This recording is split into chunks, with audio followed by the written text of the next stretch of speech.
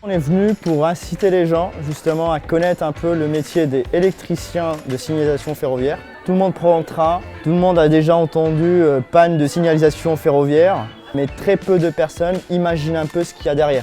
Ce qui était quand même intéressant à faire, c'est justement d'aller cibler directement les a priori. Ce qui revenait le plus souvent, c'était le travail de nuit. Ça a été intéressant de leur expliquer que ce n'est pas fait d'une manière aléatoire, il y a des règles. Ces règlements-là assurent justement que la pénibilité au travail soit prise en compte justement pour récupérer derrière.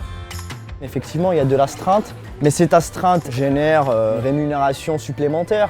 Elle génère aussi une satisfaction personnelle, parce qu'on répare les pannes, on va réfléchir, on va essayer de trouver ce qui ne va pas. Et quand on va le résoudre, on a tous une satisfaction personnelle par la suite. Et ça avait l'air de toucher un peu ces jeunes-là qui ont commencé à avoir l'image du héros SNCF qui arrive alors que les trains sont bloqués et qu'on vient réparer ça et puis que ça repart derrière.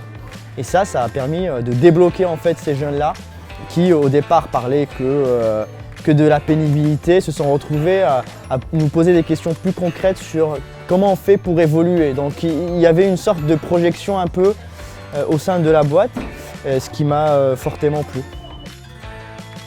Aujourd'hui, on est venu pour WRL, pour connaître de nouveaux métiers, enfin si je ne dis pas de bêtises.